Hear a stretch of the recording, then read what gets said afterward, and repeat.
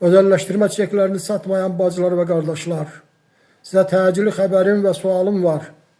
Haqqınıza çatmaq istəyirsinizmi? Kompensasiya almaq istəyirsinizmi? Biz yaşlı insanlar uzun illərdir sizə kömək etməyə çalışırıq.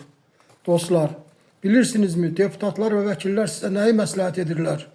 Deputatların və vəkillərin məsləhəti ilə prezidentə yazılmış yeni məktub oxumusunuzmu? Kim oxuyub? Xahiş edirəm rəydə yazsın. Dostlar, Dostoyevskinin məşhur bir kəlamı var. O deyirdi ki, ləyaqət, şərəf və vicdanlılıq çox böyük hədiyyədir. Onu kiçik məmurlardan gözləməyin. Hətta Bakı meri, keçmiş Bakı meri Hacıbala Abdullah Abutalıbov deyirdi ki, məmurlar arasında Azərbaycanda bir kişi var, o da prezidentdir. Bu səbəbdən ədalətin bərpası və haqqınızı almaq üçün deputatların və vəkillərin məsləhəti ilə cənab prezidentə yazılmış yeni məktubu hamının göndərməsi vacibdir.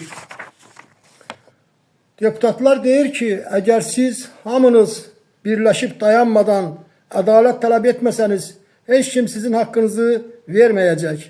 Dostlar, 070 304 05 21 nömrəli telefona WhatsApp vasitəsilə öz adınızı yazıb göndərin.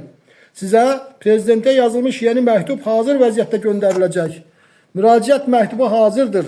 Oxuyun və istəsəniz əlavələr edə bilərsiniz. Oxuyun, görün nə yazılıb. Haqqınızı bilin, tələb edin. Öz-özünüzə kömək edin. Dostlar, əgər hamı məktubu poçtdan göndərsə və qeydiyyata düşərsə, ən əsası sahibiniz çox olarsa, məmurlar məcbur qalıb mütləq cənab prezidentə düzgün məlumat vermək məcburiyyətində qalacaqlar. Poçt qəbzini mütləq saxlayın.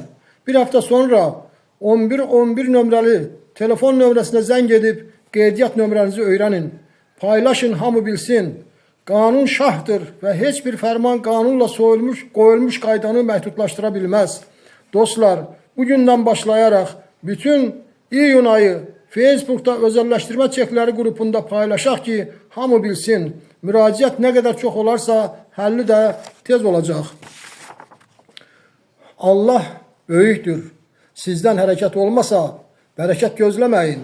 Cənab prezidentin dediyi kimi, ədalət var. Ancaq səbirlə mübarizə aparanlar onu tapar.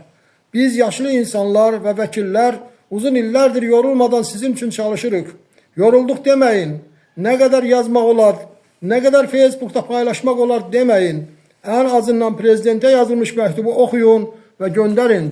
Əziz dostlar, sizdən bir daha xahiş edirəm ki, işçi qrupu adından xahiş edirəm ki, bu məsələyə biganə qalmayasınız ki, arzusunda olduğumuz o kompensasiyanı ala bilək. Sizə təşəkkür edirəm diqqətlə qulaq astığınıza görə. Vəssalamu aleykə və rəhmətullah.